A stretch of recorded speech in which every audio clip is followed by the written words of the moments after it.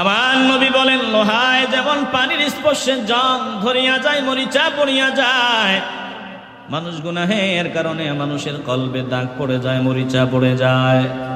আমার নবী বললেন, মানুষ গুনাহের কারণে মানুষের কলবে দাগ পড়ে যায়। সাহাবায়ে কেরাম ডেকে বললেন, ইয়া রাসূলুল্লাহ, কিলা ইয়া রাসূলুল্লাহ ওয়া মা জালাউহা। নবী গো, লোহার মরিচা দূর করার উপায় আমাদের জানা, কিন্তু গুনাহের কারণে কলবে যে দাগ পড়ে যায় ওটা কেমনে পরিষ্কার করতে হয় আমরা তো জানি না। আল্লাহর নবী জানায়া দেয়, দুইটা উপায়ে অন্তরের ময়লা দূর হয়, কলবের ময়লা দূর হয়। একটা জবানও বন্ধ রাখা যাবে না। একটু ইমানের আওয়াজ নিয়ে বলেন, কয় উপায়ে কয় উপায়ে অন্তরের ময়লা দূর হয়? কথা বলতে হবে, কয় উপায়ে? আমার নবী বললেন, এক নাম্বার, কালা কাসরাতু যিকরিল মাউতি, এক নম্বরে হলো বেশি বেশি মৃত্যুর কথা স্মরণ করা, মৃত্যুর কথা স্মরণ করা। এক নাম্বার উপায় অন্তরের ময়লা দূর করার প্রথম উপায় হলো বেশি বেশি করে মৃত্যুর কথা স্মরণ করা। হে ভাই, বেশি বেশি যেই বান্দা মনে প্রাণে মৃত্যুর কথা স্মরণ করবে, ওই বান্দা কখনো ইসলামের বিরোধিতায় মগ্ন হতে পারে না। আজ পীরের মুরিদের অভাব নাই, সবাই কোনো না কোনো পীরের মুরিদ, কিন্তু ব্যাপারটা কি? সমাজ থেকে অন্যায় দূর হয় না কেন? অবিচার বেবিচার দূর হয় না কেন? দিন দিন অন্যায় কাজ বৃদ্ধি হচ্ছে কেন? ভালো করে উপলব্ধি করে নেন, আজ সব কিছুতে ভেজাল আছে। বর্তমানে পীরদের ভিতরেও ভেজাল পীর আছে, জোরে কোন ঠিক কিনা? কোন পীরের কাছে গেলে মুরিদরে সবক দেয়, দাড়ি লম্বা করবা, মেসওয়াক করবা, মিথ্যা বলবা না, নামাজ না পড়লে আমার কাছে আসবা না, সুদ খাবা না, ঘুষ খাবা না। এই মুরিদ এই পীরের কাছে দিয়েও আর হাঁটে না। চিন্তা করে ওনার কাছে গেলে আমি 2 নাম্বারই করতে পারবো না, আর ওনার কাছে যাব না, ওর বিরোধিতা করে। আছে না নাই? ভালো করে উপলব্ধি করেন, মৃত্যুর কথা বেশি বেশি স্মরণ করবেন।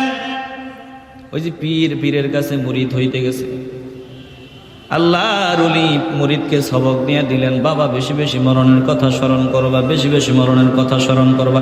1 মাস পর আমার সাথে দেখা করবা, 1 মাস পরে আমার সাথে দেখা করবা। পীরে সবক দিয়া দিছে, বেশি বেশি মরণের কথা স্মরণ করবা, আর 1 মাস পরে আমার সাথে দেখা করবা।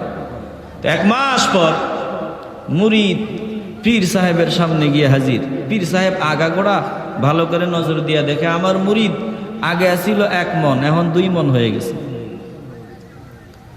মুরিদ আগে আসিল 80 কেজি, এখন 160 কেজি হয়ে গেছে। কিরে মুরিদ, সবক ঠিক মতো আদায় করছো? বলে, জন্মের তরম জন্মের মতো আমি সবক আদায় করছি, এত আদায় করছি যেটা ভাষায় প্রকাশ করার মতো না। বলে, সবক কেমনে আদায় করছে একটু খুললা কাও। বলে, হুজুর এমন ভাবে আদায় করছি যেটা ভাষায় প্রকাশ করার মতো না। আপনার কাছে আসার পর আপনি যখন আমারে সবক দিছেন, বেশি বেশি মৃত্যুর কথা স্মরণ করবি, মরণের কথা বেশি বেশি স্মরণ করবি, এখান থেকে গিয়া ইচ্ছা মতো যা মন চায় তা খাওয়া আরম্ভ করছি। বলে, আগে খাইতাম 1 কেজি চাউলের ভাত, এখন দৈনিক 3 কেজি খাইছি। আগে খাইতাম গরুর গোস্ত 1 পিস, 2 পিস, 3 পিস, এখন ইচ্ছা মতো 1 কেজি, প্রতিদিন কেজি আনিক খাইছি, ইচ্ছা মতো খাইছি, কারণ মরেই যেতে যাব, ইচ্ছা মতো খাইয়া মরি। আসেনি একদল? কথা কয় না, আসেনি? এরকম এক গ্রুপ আসেনি? আরে ভাই, একটু চিন্তা করে দেখো, এই যে আমি যেই ঘরে লজিং গেলাম, আল্লাহর বান্দা আমাকে কান্না কান্না ভাব নিয়ে বলে, হুজুর এই পাশের রুমটা আমার ভাইয়ের রুম।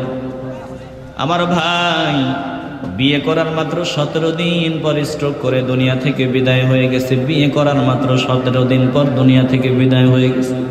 গতকাল প্রোগ্রামে গেলাম, আল্লাহর এক বান্দা সামনে বসে কান্না করে করে বলতেছে, হুজুর আমার ছেলেরে বিদেশে পাঠাইছিলাম, ছেলেটা রোজা রেখে ইফতার করতেছে, ভিডিও কল আমারে দিল, দেখলাম আমার কলজার টুকরা ইফতার করতেছে, হাসি কত খুশি। এশার নামাজের আগে আমার ফোনে কল, আমার ছেলের নাম্বারে অন্যজনের কণ্ঠের আওয়াজ ভেসে উঠল। কই আমার ছেলে, কই আমার বাবা, কই আমার বাবারে দাও। বলে চাচা, এই মোবাইলের মালিক অ্যাক্সিডেন্ট করে দুনিয়া থেকে বিদায় হয়ে গেছে। ওরে মুসলমান, একটু আগে সন্তান বাবার সাথে হাসি খুশি কথা বলেছে, মাত্র আধা ঘন্টার ব্যবধানে সন্তান সাদা কাপড়ের প্যাকেট হয়ে গেছে। হে মুসলমান, একটু চিন্তা করিয়া দেখো, কেন আমি নবীরে ভালোবাসবো না? এই জমিনের সব মানুষ আমারে ভুলিয়া যাবে, সাদা কাপড়ের প্যাকেট বানাইয়া ছোট একটা ঘর করে যখন আমারে মাটির ঘরে মাটি চাপা দিয়া চলে আসবে, দুনিয়ার মানুষ আমাকে ভুলে যাবে, নবী আমাকে ভুলবে না। একটা জবানও বন্ধ রাখবেন না। একটু ভালোবাসার আওয়াজ নিয়ে বলেন, যতদিন বেঁচে থাকবো আখিরাতকে মূল উদ্দেশ্য বানাইয়া জীবন দিয়া নবীকে ভালোবাসতে চাই কি চাই না? আসতে বলবেন না, একটু ইমানের আওয়াজ দিয়া বলবেন, আখিরাতকে মূল উদ্দেশ্য বানাইয়া নবীকে জানের চাইতে বেশি ভালোবাসতে চাই কি চাই না? এই হলো প্রথম উপায়, মরণের কথা বেশি বেশি স্মরণ করা। যেই বান্দা দিল দিয়া মরণের কথা স্মরণ করবে, ওই বান্দা পরের হক নষ্ট করবে না, জবান দিয়া গালি দিবে না, সুদ খাবে না, হারাম খাবে না, বাবা মার সাথে বেয়াদবি করবে না, অহংকার করে জমিনে চলাফেরা করবে না। আমার নবী 1 নাম্বার উপায় জানায় দিলেন, মরণের কথা বেশি বেশি স্মরণ করবা। দ্বিতীয় উপায় আমার নবী বলেন, শুনিয়া লও, ওয়া তিলাওয়াতুল কুরআন। দ্বিতীয় উপায় রাহমাতুল লিল আলামিন দ্বিতীয় উপায় জানায় দেয়, বলে বেশি বেশি কোরআন তেলাওয়াত করা। কলবের ময়লা যদি পরিষ্কার করতে চাও, বেশি বেশি কোরআন তেলাওয়াত করো, বেশি বেশি কোরআন তেলাওয়াত করো। যত তেলাওয়াত করবা দেখবা ততই মজা মজা ভাব লাগে, ততই মজা লাগে, তৃপ্তি লাগে। হে মুসলমান, একটা জবানও বন্ধ রাখবেন না। ভালোবাসার আওয়াজ নিয়ে বলেন, আমরা কলবের ময়লা পরিষ্কার করার জন্য আমার নবীর পরামর্শ মানিয়া বেশি বেশি মরণের কথা স্মরণ করে আর বেশি বেশি তেলাওয়াত করে আমরা কলবের ময়লা দূর করতে চাই কি চাই না?